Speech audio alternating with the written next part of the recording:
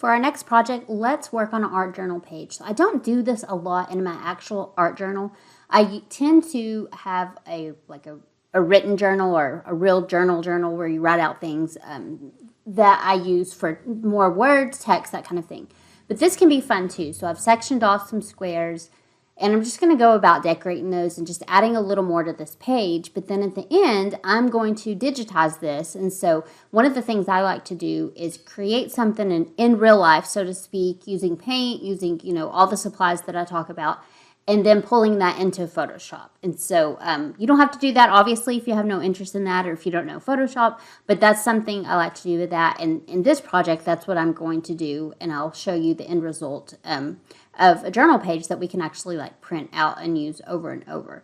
So I'm just going to go through the process, just decorating each square. Want to add some texture, just add a little more than just this blank pink stuff. Of course, it's pretty as is, so you could always just stop here, but I'm going to take it a little bit further. So let's work on this.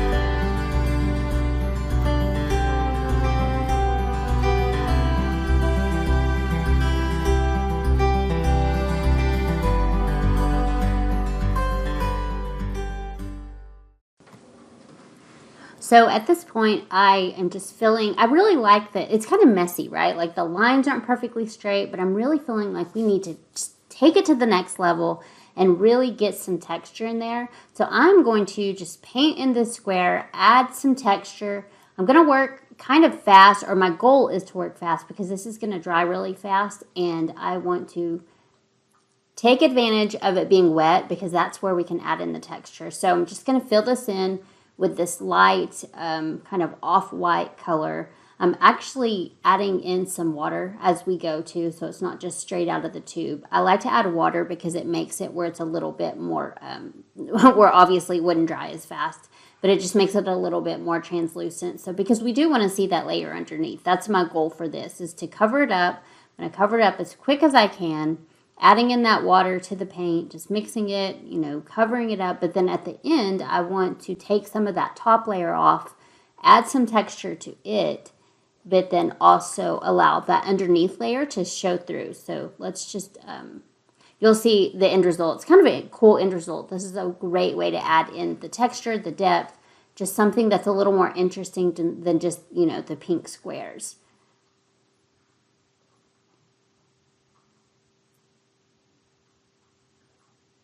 And sometimes this is hard to pull off because it will dry faster than I can work. I probably should use a bigger brush, but I'm going to grab some paper towel.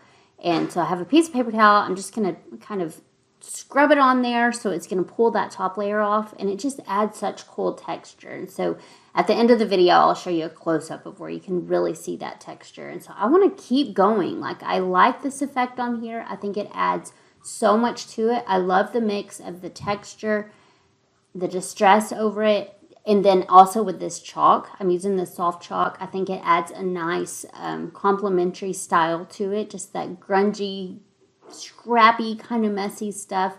You'll notice on the pink layer, the pink squares, when I was painting those, I also used that paper towel technique. So those little circles that you can see that are, kind of that pattern in the pink squares, that's just from the paper towel.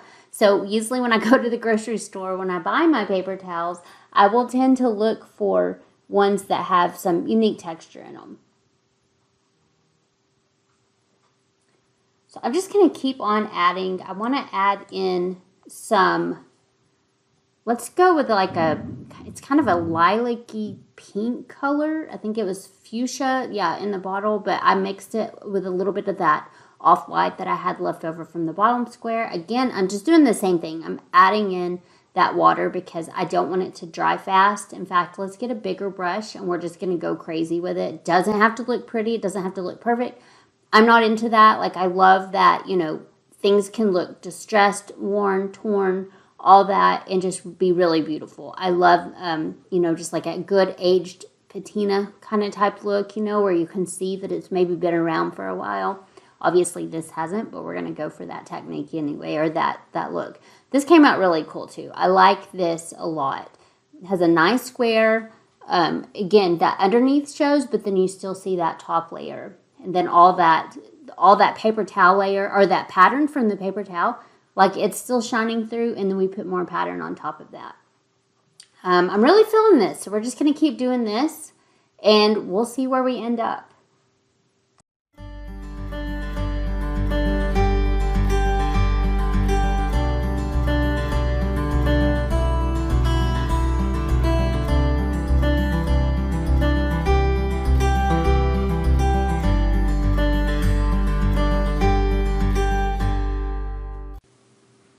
I really like where this is going. I'm, you know, just adding in more and more depth to it, adding in this texture. Also, how many times can I say texture in a video? I keep saying it.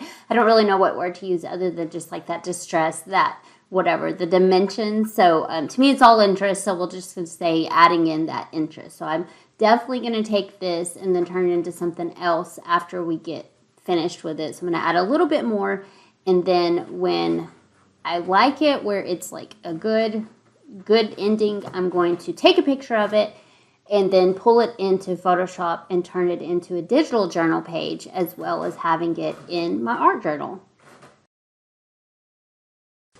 So here's an up-close look at just all that texture or interest that we added into this page. I really like this. This is so much fun.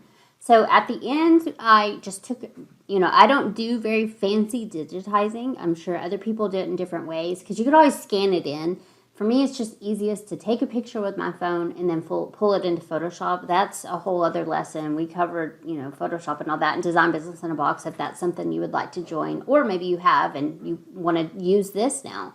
You know, do something like this, real art, and then pulling it into there. So I just added like this little cake picture right here. That's just from our PLC Insiders Graphics membership. It was something, I think this was like from the May 2022 collection. We had a little cake in here. You might recognize this cake. It's something that was actually in my art journal, and I just, again, digitized it. I loved making this cake. I'm the type of person that could eat cake 24/7, and so obviously that's not good for me. So I tend to paint a lot of cakes, I guess, to make up for it. So I just want to, you know, celebrate today. I put the date up here, so I just added a font in here, date. Then my top 3 to do, because I do usually when I journal out in the morning, in my text journal, so to speak, I will list 3 things that I do have to get done, or that I really want to get done. Especially, you know, in my business, I'm like, oh, I want to do this, this, and this. I try to think of a win from yesterday too, because I do want to celebrate even the smallest moments, because I think when we recognize those wins, even small ones, it just builds on momentum for us. It tells our brain, like, let's go get some more wins. So talking about a win from yesterday, and then 3 ways I want to feel. So just really setting those intentions. It's important to me to really set the intention of like, I want to feel joyful. I want to feel, you know, loving. I want to be, you know, whatever it is. Like, I want to just, whatever it is that day. Maybe I woke up and I'm not feeling great and I want to turn that around, or maybe I'm feeling good, but I want to just amp that up. So I list just 3 ways I want to feel. Maybe it's confident that day. If I'm going to have to do like a Facebook Live or a coaching call or whatever it is, maybe I want to feel super confident. And then in the bottom, I'm just going to use the space to list out what I'm grateful for. Again, I really, you know, in the watercolor video, I talked about this, like just using our painting time just to allow our brains to go into gratitude mode and think about the things that we're grateful for. I try to pick out the things that, you know, because we just tend to take so many things for granted. And so, for instance, like the other day I was thinking, like, I'm so glad I don't have to make dog food. And I know that's people like really do like to make gourmet dog food or their own dog food. And God bless them. That's amazing. I just couldn't do it. And so, I mean, I guess I could do it if I had to do it. But I was thinking like, oh, I'm so glad that the store just has dog food so I can just go buy it. Because I wouldn't want to be in the position where I had to make them food every day. What was another thing? Oh, just, just the birds and the air and the clouds. And I think, sometimes we can even just take clouds for granted or grass. And so just finding those simple, small things in life, I think can just add to our day when we're really picking it out of, the general mix of the day, because we can tend to just run on autopilot. So anyway, I just saved this as a PDF, and you can download it below if that's something that you would like to do.